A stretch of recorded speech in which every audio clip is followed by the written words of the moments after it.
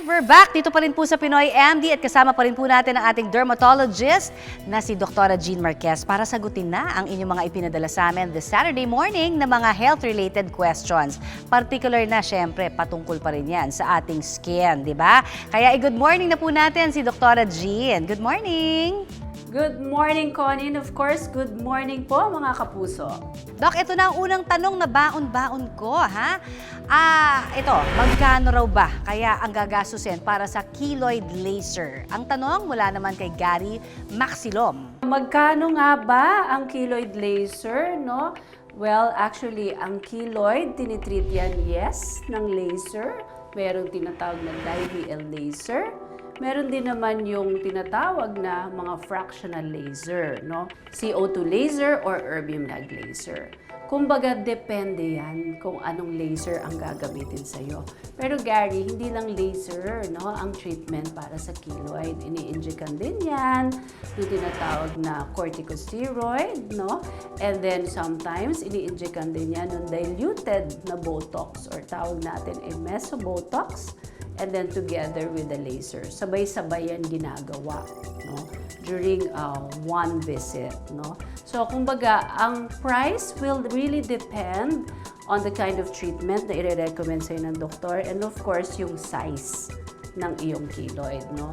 Usually, mga palm size, ganyan sila mag-measure, no? For now, Gary, ang advice ko sa'yo is mag-ready ka muna ng consultation fee para ma-assess ka talaga nila kung ano yung treatment para sa'yo and magkano ka aabutin, no? So usually, the consultation fee ng isang dermatologist, no, isang pribadong dermatologist will range yan, depende sa area and sa clinic niya, from 800 paakyat.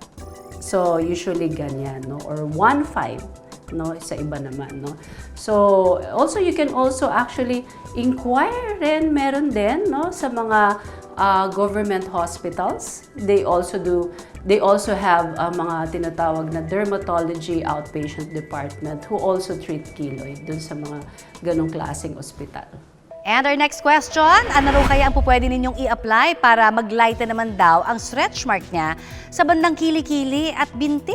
Ang tanong mula kay Errol D.S. Ortilla. Errol, no, yung stretch marks mo, malamang siguro nag-gain ka ng weight or baka mamaya nagba-bodybuilding, no? Pwede talagang ma-stretch yung skin mo, no, beyond the capacity of the skin, no? Pag na-stretch, parang rubber band napupunit, no? Ganun din ang skin, napupunit, no? At nagki-create ito ng stretch marks. Yung stretch marks sa umpisa talaga ay namumula, no? So yung pamumula na yan, after some time, magiging silvery yan, magiging silver, no? So, huwag ka matakot kung namumula yung stretch marks mo. But kung gusto mong mapabilis, no, yung stretch marks na yan na mas mabilis na bumabaw at mawala yung pamumula, mas magkaroon ng normal na kulay, ay pwede mo na yung actually paggamot, no? May tinatawag na carboxytherapy treatment, no, para stimulate yung collagen, para mas bumabaw, and of course, no, para mag-improve yung color. Or, meron din naman tinatawag na DIVL, no, treatments or pulse dye lasers para makatulong dun sa stretch marks. Kapag naman ang stretch marks sobrang luma na, no, or matagal na, meron na siyang, kumbaga, wala na yung pamumula, then pwede yan tinitreat ng, aside from carboxytherapy, which is also good for old stretch marks, pwede rin yung mga tinatawag na fractional lasers or fractional radio frequencies, no? With regards sa mga pamahid, no, wala talagang pamahid na proven na to improve the color and yung smoothness ng mga stretch marks na yan, no? Kumbaga, kailangan talagang merong treatment.